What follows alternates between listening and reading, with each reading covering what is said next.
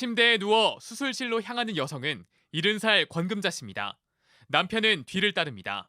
척추 협착증과 허리 디스크 수술을 받으러 가는 길입니다. 늘상 하는 거니까 걱정하지 말아라. 집사람은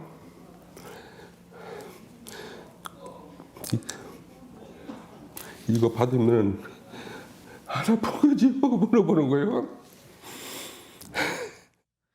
약 5시간 뒤 수술실을 나오는 권 씨. 의식은 없고 팔이 침대 밑으로 늘어졌습니다. 호흡을 제대로 못합니다. 허겁지겁 막 뛰어오더라고요. 그 원장이 나오더라고요. 나오더니 어머니가 숨을 하셔요. 2시간 넘게 심폐소생술을 해도 맥박은 돌아오지 않았습니다. 대학병원으로 옮겼지만 숨졌습니다. 집도인은 수술에 문제가 없었다고 말했습니다. 30몇 년간 일하면서 처음 그런 일을 갑자기 당했기 때문에 저도 왜 그런지 잘 모르겠어요. 죽음을 이해하기 어려웠던 유족은 병원에 수술실 내부 CCTV 영상을 요구했습니다. 녹화하지 않았다는 답이 돌아왔습니다. 저희가 신청하신 분들은 해드리는데 그게 아니면 녹화는 하진 않아요. 왜 안내 안 해줬냐는 질문에 병원 관계자는 곳곳에 안내문이 붙어 있다고 말했습니다. 입퇴원 수속 창구 한켠에 붙은 안내문은 성인 손바닥 크기였습니다. 정작 미리 촬영 신청을 해야 한다는 내용은 없습니다. 맨 좌측 벽 하단에 요만하게 붙여 있는데 그것조차도 박스로 가려놨습니다. 이걸 누가 봅니까? 유족은 의료진을 고소했지만 사고 원인을 찾기는 쉽지 않습니다. JTBC 이승환입니다. CCTV 촬영을 하려면 미리 신청해야 한다는 사실을 적극 알리지 않아 환자들은 당연히 촬영되는 줄 아는 경우가 많습니다. CCTV 촬영을 했더라도 그 영상을 확인하는 건 더 어렵습니다. 계속해서 이승환 기자가 짚어드립니다. 수술실에선 의사는 계속 안팎을 오갑니다. 여러 방 환자를 동시에 보는 겁니다. 수술 뒤 자리를 지킨 건 간호조무사뿐입니다. 7년 전 25살 권대희 씨는 안면 윤곽 수술을 받다가 과다출혈로 숨졌습니다. 이 영상이 없었다면 권 씨 사망 원인은 밝히지 못했을 겁니다. 수술실 CCTV 의무화로도 이어졌습니다. 수술실 CCTV를 현재까지 500분 이상 보았더니 원장은 수술하다 나가버리고 대신 유령 의사가 들어와서 대리 수술을 하였으며 2년 유예 기간 뒤 지난달 25일부터 수술실 CCTV 설치법이 시행됐습니다.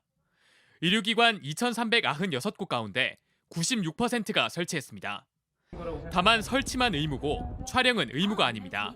환자나 보호자가 신청해야 촬영하는데 이런 사실은 적극 알리지 않습니다. 수술실 CCTV 동의 관련돼서 고지문 보셨어요? 아직 못 봤어요. 혹시 못 보셨어요? 저는 아직 못 봤어요.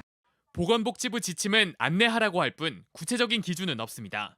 게시를 하는 곳이라든지 게시물의 크기, 안내 방법에 대해서 종합적인 좀 지침을 마련할 필요가 있지 않을까라는.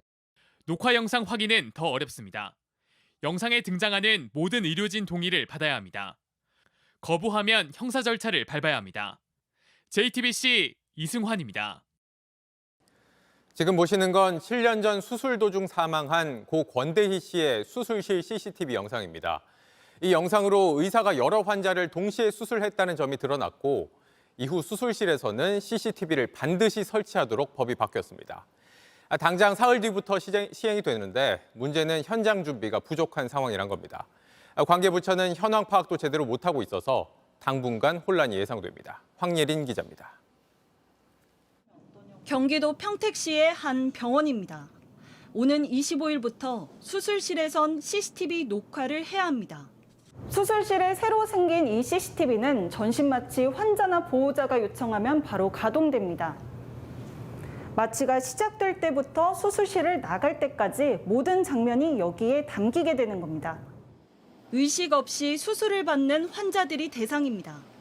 이른바 수면 마취 등 환자가 수술 상황을 기억하지 못하고 의사를 표현할 수 없는 경우입니다. 적어도 30일 동안 영상을 저장해야 하고 연장할 수도 있습니다.